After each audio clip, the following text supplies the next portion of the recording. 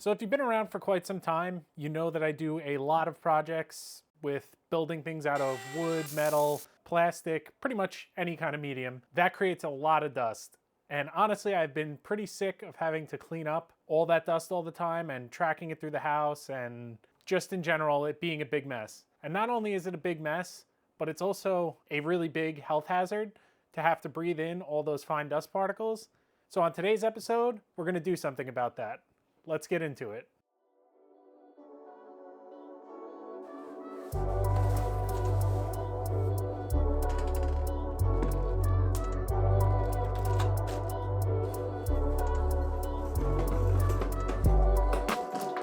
So the first item we're going to focus on in this video is this dust separator. This is the Cyclone style from Centec. Basically, this turns your shop vac into a dust separator, or rather adds a dust separator to your shop vac to prevent the filter from clogging up. If you've used the shop vac in this kind of environment for quite a while, you'll notice that the filter gets super caked up and clogged, and it actually hinders the performance of that vacuum. Hopefully this will solve that problem. This kit is actually pretty cool because they have an option to include these quick disconnects to mount to all your tools on the dust ports, and it comes with this nice 12-foot soft hose to hook up to this. So hopefully I can mount this dust extractor below my workbench here and not have to touch it again and just run the hose over to whatever tool I'm going to use. So let's get into that. So I'm going to get some of this stuff out of the way so we can make some room to drill a hole in the top of our bucket.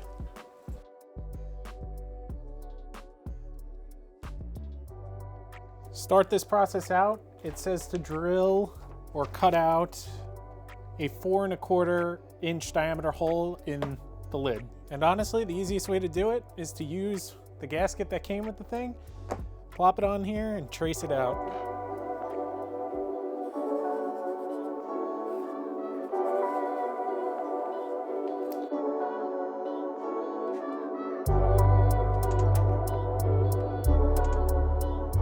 You're going to want to pick a big enough drill bit that you could fit a jigsaw in there. You could also probably just cut this with a razor knife, but I have a jigsaw and I think it'll come out a little bit cleaner.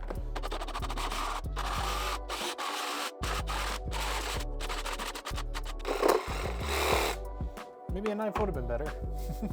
So now, I guess I could have traced this all at the same time. Now we're going to trace out 4 holes here. I think it said a 5/16 drill bit. Lined up. Then you could use supplied hardware, an Allen key. Okay.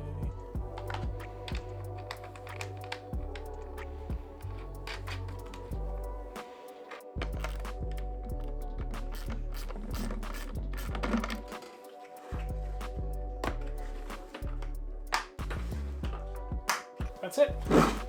Now this gets hooked up to your vacuum and should separate the dust. So I actually just recently got this shop vacuum, and I went with this one because it has a 3 horsepower motor, but it's also a smaller unit, so it would fit underneath this workbench. I'm actually going to mount the dust collector under here and hook this vacuum directly up to it, and then it's just going to live under here, and I'll be able to hook up that nice long hose that came with, and just hook it up to whatever tool I'm using or vacuum up whatever dust I need to vacuum up. Put this right up here. So that works pretty nice. I think what I'm going to have to do is get a 90 for the top of this. This goes. So after a little bit of messing around with this, because this wouldn't fit under here if the hose came right out the top, I used a 1.5 inch copper to 1.5 inch PVC adapter, and I went to a 1.5 inch piece of PVC to 1.5 inch elbow into the top of this. So now it's all adapted. And I'll be able to hook the vacuum hose right up to here, and that should be it.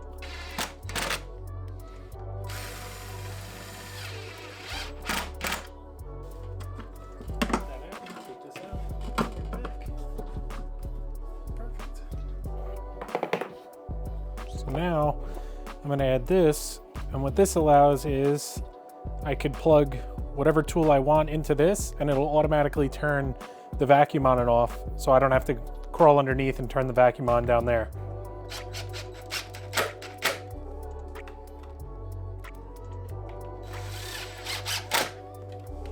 Not bad. All right, I'll put a zip tie on this, and then that should be it. I could try this thing out.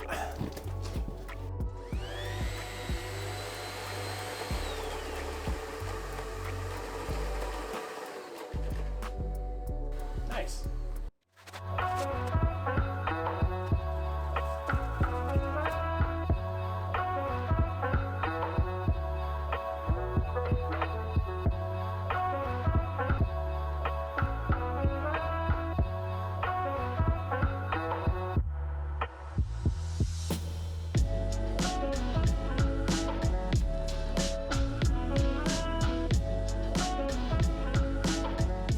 So this is part 2.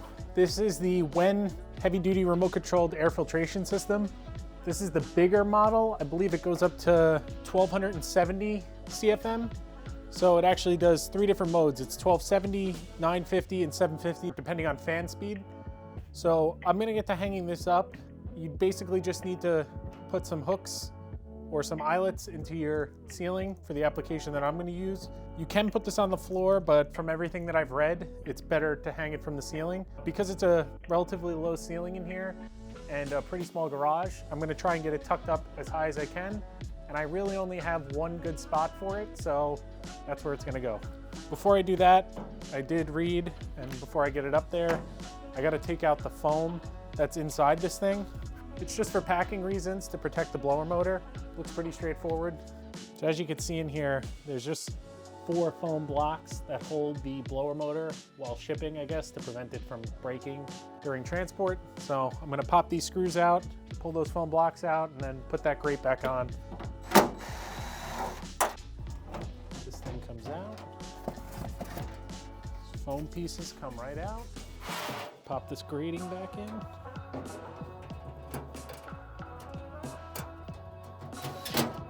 Now we should be able to pop back in these 2 filters. So you can see this is the finer filter. It comes with this bag kind of thing, I guess, so it has some more surface area, increased CFM, which is for the finer particles. Directly in front of that is one of these furnace style filters that catches the bigger stuff. All right, so now we can hang this thing up, or start to hang it up. So because these eyelets don't exactly match up, well, don't match up at all with the ceiling joists spacing. I mean, that would have been a nice thing to plan out here, but I guess not necessarily mounting it to ceiling joists. But regardless, because these don't line up with the ceiling joists, I'm gonna screw up some 2x4 that's a little bit wider than these eyelets. I'll probably make it the same width as the unit so it looks clean. And then I can mount hooks into that we can connect to these. So honestly, after cutting these pieces of 2x4 and taking a couple more measurements, I realized that using the hooks and the eyelets would let the unit hang too low, and it would be pretty close to the top of my head and just create an eyesore. So I decided to swap out the brackets to the other type that they included in the kit and mount it this way instead. Unfortunately, I didn't have long enough screws to mount it this way, so I ended up having to run to the hardware store to get some lags. I didn't end up getting lags for the 2x4s. I got these fasteners. They're like ledger board fasteners or something for decks, but they are shear rated and strength rated rather than just getting like a drywall screw or something. So I'm gonna mark out the studs on here, or I'm gonna mark out the ceiling joists on here, pre-drill this, and then screw both of these to the ceiling, and then I could somehow hoist this thing up, press it against the ceiling, put the leg bolts in. That's the plan, at least. All right, so between this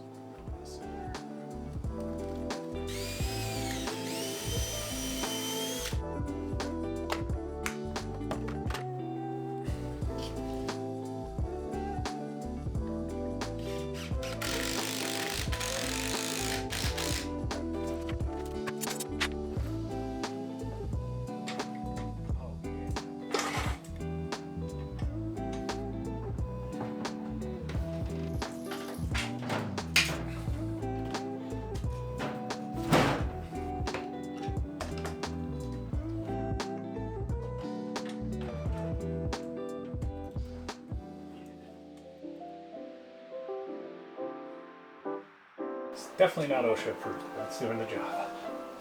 So with the unit fully installed, it was finally time to test it out. And honestly, I was super surprised at how quiet it was. It honestly sounds like the heat's on in your house. I did try a little test for the video, and I turned all the lights off in the garage and pointed the big video light at the filter inlet, and you could totally see dust being pulled in through the filter. And because I know I'm going to lose this remote at some point, I decided to mount it up in my toolbox with some Velcro. So that's a wrap for today's video. One thing I wanted to mention is both of these systems don't replace a good old-fashioned respirator, and you should definitely have one of these in addition to these two systems that I added today. Obviously, they make much larger dust collectors and dust separators, but for my application, and I think for a lot of your guys' application that have a smaller shop or a single car garage, something like that, this smaller dust separator will work a lot better for you. And as for this dust filtration, if you do have the room for it, I don't think it would hurt to add it. Obviously, over the next couple of weeks, I'll be working in here a lot more. I have a pretty big cabinet project planned that I can't wait to share with you guys. So we're gonna see how both of these systems work, and I'll definitely give you some feedback after a couple of months. As always, if you enjoyed this video and got something out of it, please remember to like and subscribe, and I'll see you on the next one.